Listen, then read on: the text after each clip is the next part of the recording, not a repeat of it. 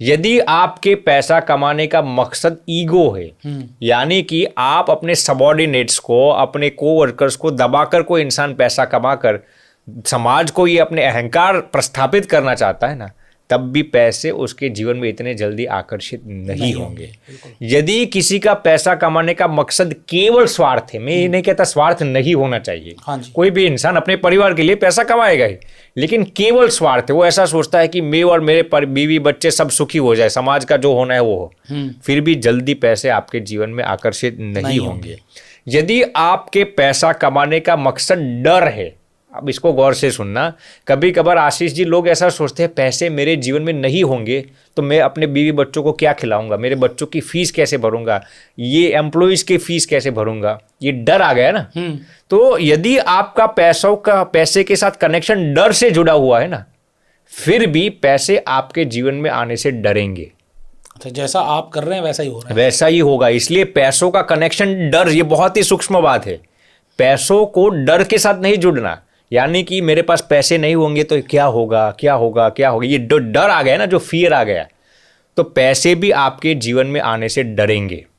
तो अब क्या सोचें, आप सोचेंगे कि कौन से मकसद से हमें पैसा कमाना। बिल्कुल, सारे तो आपने बोले ये भी करोगे तो भी नहीं आएंगे, ये भी करोगे तो भी नहीं आएंगे, तो क्या करें जो आएंगे। साइकोलॉजिकल रिसर्च ये कहता है आशीष जी कि जो इंसान पैसा इसलिए भी कमाना चाहता है ताकि वो ऐसा सोचता है कि मैं मेरे कमाए हुए हिस्से में से दूसरों की सहायता कर सकूं, समाज को कुछ पॉजिटिव दे सकूं, दूसरों की, गरीबों की, जरूरतमंद इंसानों की, माता पिता की सेवा भी कर सकूं। यदि आपका पैसा कमाने का एक मकसद परोपकार है, दूसरों की सहायता करना है, तो पैसे जख मार के आपके जीवन में आएंगे।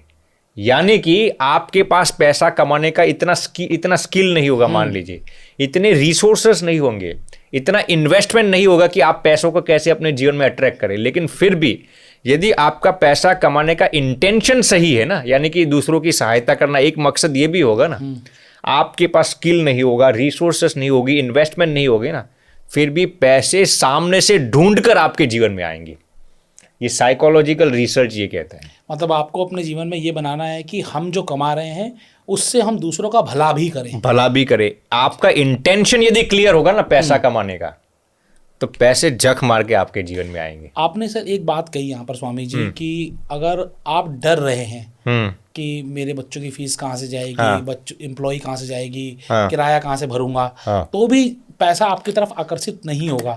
लेकिन ऐसा तो हर इंसान के साथ होता है नहीं। जब जिसके पास पैसा नहीं है जी, तो वो डरेगा ही ना, क्योंकि महीना तो आ जाएगा, 30 दिन कैसे खत्म होते हैं पता भी नहीं चलता। बिल्कुल। और मैंने देखा है कि लोग परेशान रहते हैं कि अगला महीना कैसे चलेगा, बिल्कुल अगले महीने पैसे कहाँ से आएंगे, तो वो डर तो कहीं अंदर में है ही। बिल्कुल, उस डर को हम खत्म कैसे करें? बिल्कुल सही प्रश्न पूछा। देखिए, आपको ऐसा सोचना पड़ेगा कि पैसे कमाने से आपको ऑप्टिमिस्टिक लाभ क्या होगा। हाँ जी। यानी कि आप ऐसा सोचिए, पैसा आए मेरे पास, मेरे जीवन में पैसे आएंगे तो मैं ऐसा ऐसा कर पाऊंगा। जो सकारात्मक चीजें हैं ना पैसों के साथ जुड़ी हुई, उनको आप सोचना शुरू कर दो, तब वो डर आप खत्म कर पाएंगे।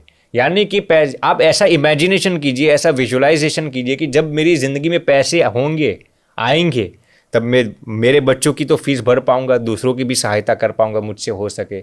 ऐसे जब आप पैसों का कनेक्शन पॉजिटिवली करना शुरू कर देंगे ना, मैं गारंटी दे सकता हूं पैसे आपके जीवन में सामने से आना शुरू कर देंगे। देखिए, हम क्या कहते हैं आशीष जी कि हर एक चीज की एक ऑरा होती है।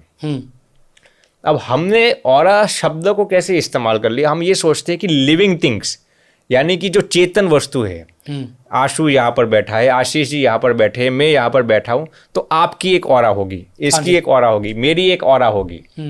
तो हमने सोचा है कि केवल चेतन वस्तु की एक ऑरा होती है, ऐसा नहीं है। जो जड़ वस्तु होती है ना, जो नॉन लिविंग ऑब्जेक्ट्स होते हैं ना, उनकी भी एक ऑरा होती है। ओके। आपने देखा होगा आशीष जी, आप किसी मंदिर में जाते हैं तो आपको सुकून क्यों महसूस होता है? वहां पर भगवान तो विराजमान है, लेकिन उस मिट्टी की भी एक ऑरा होती है। बिल्कुल। उस जमीन की भी एक ऑरा होती है, उस दीवारों की भी एक ऑरा होती है। कोई व्यक्ति किसी वेश्यालय में जाएगा, किसी बार में जाएगा, आप कोई भी इंसान वहां पर नहीं होगा ना, फिर भी आप वहां जाकर बैठेंगे ना, आपको नेगेटिव वाइब्रेशन आना शुरू कर। क्यों? उस प्लेस की एक नेगेटिव ऑरा डेवलप हो चुकी है। आप मंदिर में जाएंगे, मान लीजिए मंदिर बनता है, अभी तो मूर्ति प्रतिष्ठा भी नहीं हुई, पॉजिटिव वाइब्स आएंगे। उस स्थान की एक ऑरा है, अब मैं क्या कहना चाहता हूँ उसको गौर से सुनना। जैसे जड़ चेतन हर एक चीज की एक ऑरा होती है, वैसे पैसे की भी एक ऑरा होती है। हाँ जी, समझ रहे मेरी बात को? यहाँ पर आप 10,000 रुपये रख देंगे ना, तो वो ऑरा किसी को नेगेटिवली भी इफेक्ट कर सकती है, किसी को पॉजिटिवली इफेक्ट है। पैसा है वो, इसके पास एक बड़ी एनर्जी है वो पैसे। तो मेरा कहने का तात्पर्य ये है, जब इंसान पैसों को डर के साथ कनेक्ट कर लेता है ना, तो पैसे की ऑरा खुद ये कहती है कि मुझे इसके जीवन में नहीं जाना, भले ही उसकी रिक्वायरमेंट सही है।